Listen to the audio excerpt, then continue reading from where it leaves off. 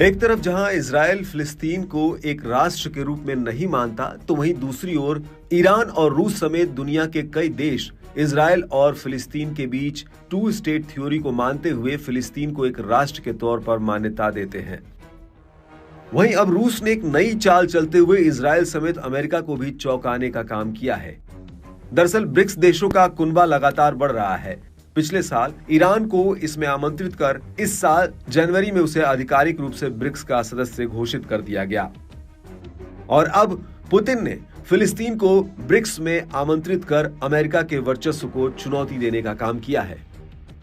आपको बता दें कि ब्रिक्स को पश्चिमी इकोनॉमिक और पॉलिटिकल वर्चस्व के विकल्प के रूप में देखा जाता है और रूसी राष्ट्रपति व्लादिमीर पुतिन ने फिलिस्तीन को ब्रिक्स में शामिल होने का आमंत्रण देकर अमेरिका को एक और गहरी चोट दे दी है। अपने इस फैसले से पुतिन ने एक साथ कई चीजें साधने का प्रयास किया है।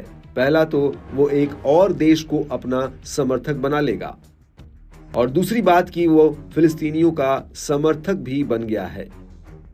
रूस के इस फैसले ने अमेरिका की परेशानी को बढ़ा दिया है, क्योंकि इजराइल फिलिस्तीनियों पर जो अत्याचार कर रहा है उसमें अमेरिका का हाथ माना जा रहा है, क्योंकि अमेरिका हर तरह से बराबर इजराइल की मदद कर रहा है। इस पूरे मामले में फिलिस्तीनी राजदूत ने कहा कि अक्टूबर में रूस में होने वाले ब्रिक्स ऑर्गेनाइजेशन के अगले समिट के बाद फिलिस्तीन इसमें शामिल होने के लिए आवेदन करेगा।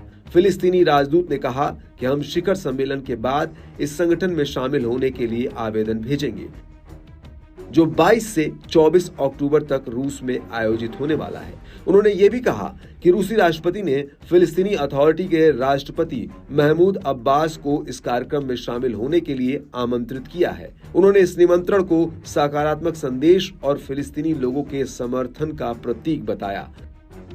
राजदूत ने कहा कि पुतिन ने वादा किया कि शिखर सम्मेलन में फिलिस्तीन के मुद्दे पर एक पूरा सत्र समर्पित किया जाएगा। उन्होंने कहा कि हमें इस शिखर सम्मेलन से काफी सकारात्मक उम्मीदें हैं। आपको बता दें कि ब्रिक्स में ब्राजील, रूस, भारत, चीन, दक्षिण अफ्रीका, ईरान, मिस्र, इथियोपिया और संयुक्त अरब अमीरात शामिल है। इस संगठन और इसके विदेश मंत्रियों ने कई मौकों पर इजराइल के अत्याचार के खिलाफ फिलिस्तीनियों के लिए समर्थन व्यक्त किया है। अब माना जा रहा है कि इस संगठन में फिलिस्तीन के शामिल होने से फिलिस्तीनियों के साथ ही उन सदस्य देशों के आर्थिक सहयोग को बढ़ावा देने में मदद होगी, जिनकी मदद में बीते सालों में अमेरिका ने काफी कटौती की है। दूसरा, फिलिस्तीन के ब्रिक्स में शामिल होने से फिलिस्तीन को ज्यादा बड़े पैमाने पर राजनीतिक समर्थन भी मिल जाएगा। रूस और अमेरिका एक दूसरे से ताकतवर बनने की होड़ में लगे हुए हैं।